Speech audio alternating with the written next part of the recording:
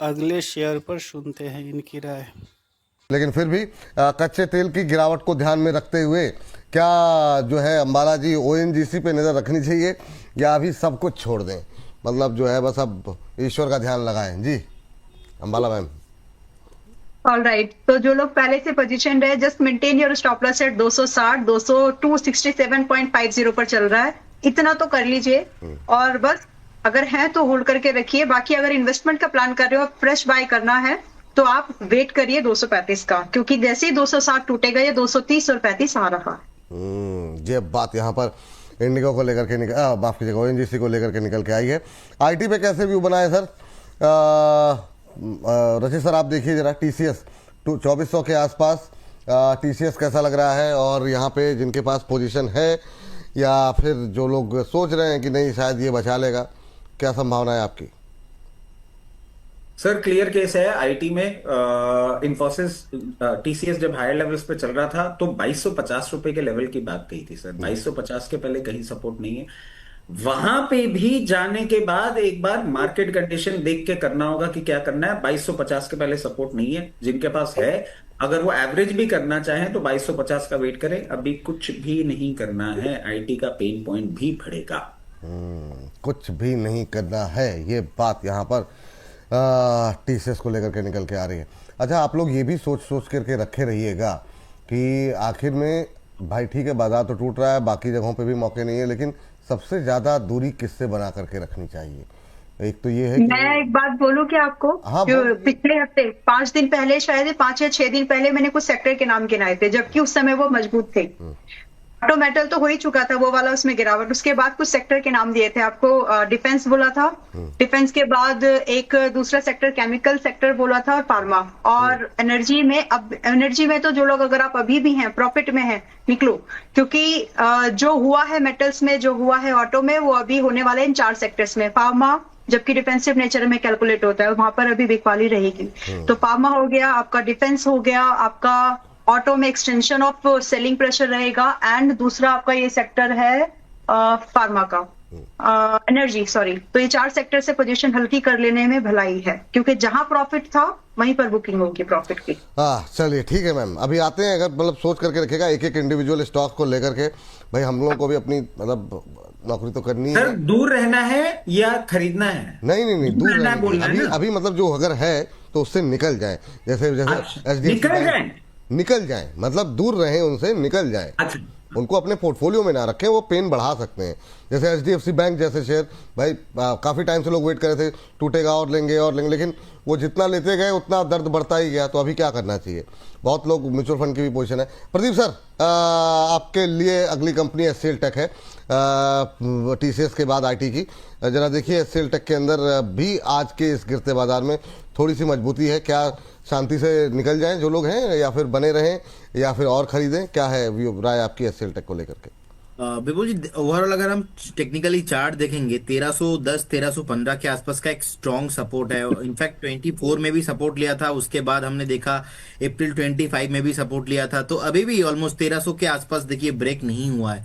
सो मुझे लगता है कि अगर किसी का लॉन्ग टर्म व्यू है तो एक बार ना स्टैगर मैनर पे हम यहाँ पे बाई करके जा सकते हैं। बहुत ही बढ़िया वैल्यू जोन के आसपास है। टेक्निकली देखा भी जाए तो ऊपर से बहुत ही हल्का हो गया है, ऑलमोस्ट 30% से ज्यादा तो करेक्शंस पर्टिकुलर स्टॉक्स में आ गया है। लेकिन अगर 1300 को होल्ड करता है, क्योंकि मार्केट एनवायरनमेंट अच्छा नहीं है, तो 2-1 दिन वेट करके जाइए। 1300 को होल्ड कर रहा है मतलब कहीं ना कहीं ऐसे फिर से आपको एक बाउंस बैक ऑलमोस्ट 1550-1600 तक आते हुए दिखाई देंगे। ये बात यहाँ पर देखने को मिल रही है। अच्छा कुछ एक शेयर जो कि बुरी तरह टूट रहे हैं आज, और ख़ास तौर से 5-5, 6-6, 7-7% जो टूटे हुए हैं, उनमें क्या करना चाहिए? सबसे पहले ज़रा BEML पे जानना चाहेंगे।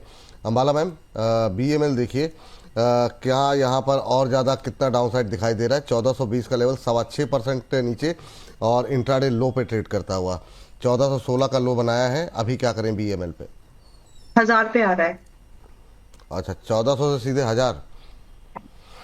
ओह क्या ही कहा जाए। तो अब क्या करें फिर? मतलब अब निकल जाइए, बेहतर रहेगा।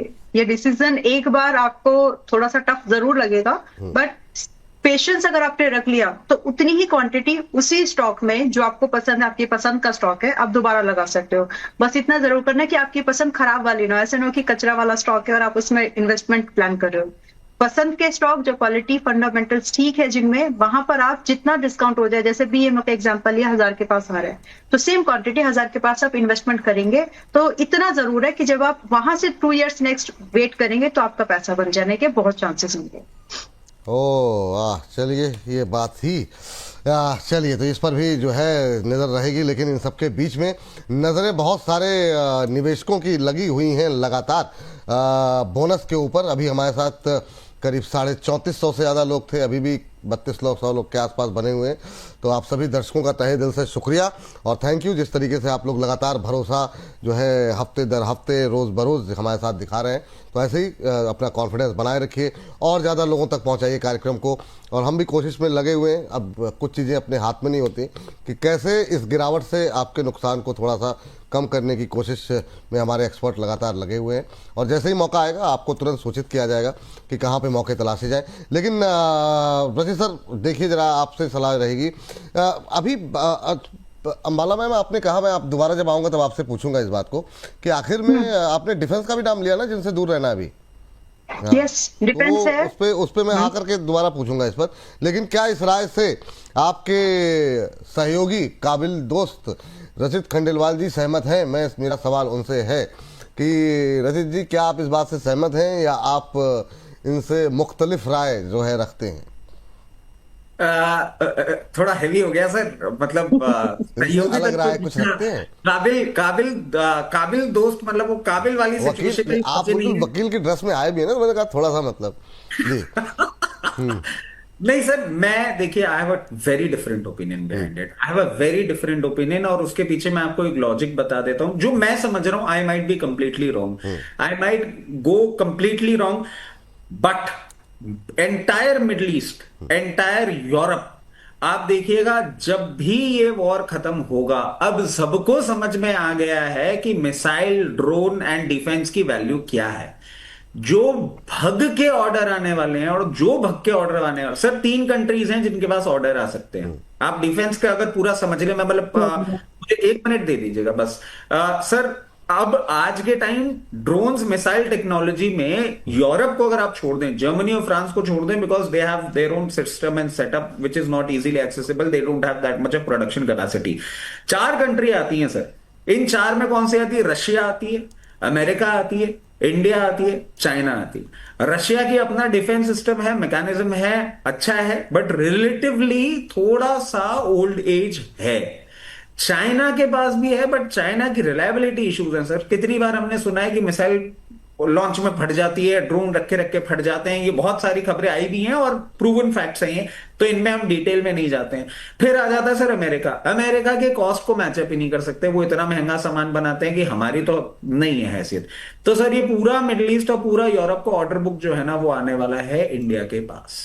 एक बेसिक प्रिंसिपल है जिसके कारण से मैं बोल रहा हूं, डिफेंस मार्केट में सीज फायर होते ही आप देखिएगा लिटरली वो वाली हालत जब कोविड में हमने देखा था ना, लोगों को डिपार्टमेंटल स्टोर पे जाने के लिए 2 से 4 का टाइम मिलता था, तो कैसे भीड़ एकदम से बाहर निकलती थी और लाइन लग जाती थी, वो वाली सिचुएशन होगी।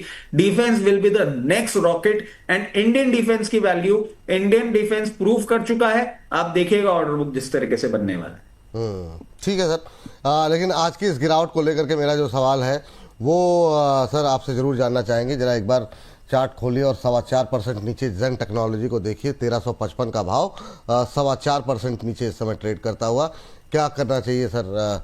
बेच के निकल जाए या? सर डिफेंस में बेचने की मेरी हैसियत नहीं है सर, मेरी हिम्मत ही नहीं है, मैं कर ही नहीं सकता। मतलब अगर आप मेरे से सोते सोते भी पूछेंगे डिफेंस बेच दो, तो मैं कहूंगा नहीं, ये पाप तो नहीं कर पाऊंगा। और सर जेन टेक्नोलॉजी आप देखिए 2268 रुपए के लेवल से करेक्ट होता हुआ आ गया है, अपने 52 वीक लो के पास है। मैं ये समझना चाहूंगा ना एग्जैक्टली खराबी है क्या, मतलब why do I need to sell this. अब आप जेन टेक्नोलॉजीज का देखिए, हेडक्वार्टर है हैदराबाद में, उसके बाद यूएई एंड यूएसए। अब यूएई से आप समझ लीजिए जो मिडिल ईस्ट की मैं आपसे बात कर रहा हूं कि मिडिल ईस्ट का किस तरीके का, और सर पूरा मिडिल ईस्ट लेगा। मतलब आप एक ये चीज देखिए, जब खाड़ी युद्ध हुआ था ना, तो इनका पैक्ट हुआ था अमेरिका के साथ, you will provide us protection, we will be part of your crude cartel. क्या प्रोटेक्शन दे दिया अमेरिका ने? इनका डीसैलिनेशन प्लांट तक तो एट रिस्क आ गया है। अब इनको समझ में आ रहा है कि भैया कोई मतलब नहीं है, नहीं टिकना है इनके साथ, हमको खुद के लिए खुद करना पड़ेगा। दुबई एयरपोर्ट हर 6 घंटे में आप बंद कर देते हैं सर, इतनी खराब सिचुएशन है। I don't see any reason. Export order sir 40% है इनके। डोमेस्टिक में भी आप देखिए anti drone system and training stimulators, मतलब जो आज के टाइम में काम में आने वाली चीज है वो इनके पास है। Drones have proven another level sir. Iran 4000 kilometre दूर मारक क्षमता एकदम से कहां से आ गई? आपका तो कैलकुलेशन ही नहीं था। आप तो साइप्रस पे देख के कंफ्यूज हो रहे थे कि हम इंटरसेप्ट नहीं कर पाए। वो 4000 किलोमीटर दूर मार दिया। 24 दिन वॉर चल रहा है। आपको लगता था कि 2 दिन का असला है उसके पास। रशिया का कंटिन्यूस सप्लाई जा रहा है उसके पास। This is the future. This ऐसे बोलिए मत, ठीक। ऐसे कंट्री का बोलिए मत कि वहां से आ रहा है। अरे दिक्कत हो जाएगी। अब क्या रचित जी को बंधक बनाएंगे क्या सब लोग? बस ऐसे मत बोलिए। मैं सर बहुत सीधा को तो जो दिखता है मैं बोल देता हूँ। But what I am trying to say is कि हाँ, सर समझ गए। रियलिटी है ये। और अब आप देखिएगा ये जो ईरान ने करके दिखाया है ना, एवरी कंट्री विल से कि कुछ करो मत करो, आर्मी बनाओ मत बनाओ, मिसाइल और ड्रोन लेके बैठ जाओ, धह धह करके इधर उधर मारते रहो और उनको इंटरसेप्ट करने के लिए एक सिस्टम ले लो। तो मैं कहना क्या चाह रहा हूं सर कि आप पेट्रोल, डीजल, एलपीजी, इसके बाद अगर कुछ खरीदेंगे ना तो अब आप खरीदेंगे डिफेंस।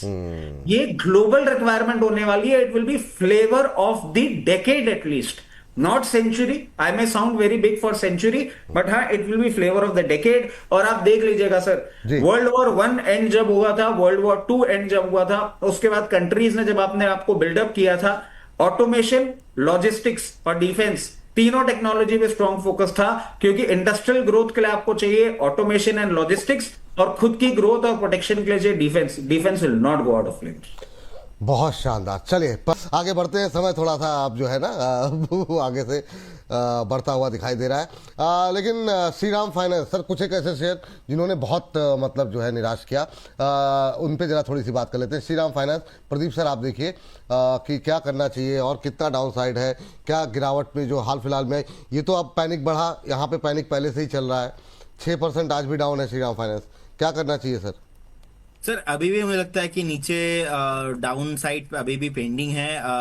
883 के रेंज का प्राइस चल रहा है अभी। ऑलमोस्ट 780 800 तक मैं आता हुआ देख पा रहा हूँ। मतलब करेंट जोन से भी 95-100 पॉइंट का एक डाउनफॉल एक्सपेक्टेशन कर रहा हूँ। अगर किसी के पास ऑलरेडी है तो देखिए आपको लॉन्ग टर्म व्यू रखना पड़ेगा, लेकिन अदरवाइज करेंट जोन से भी 85-100 पॉइंट का मैं एक नीचे डाउनफॉल एक्सपेक्टेशन कर रहा हूँ।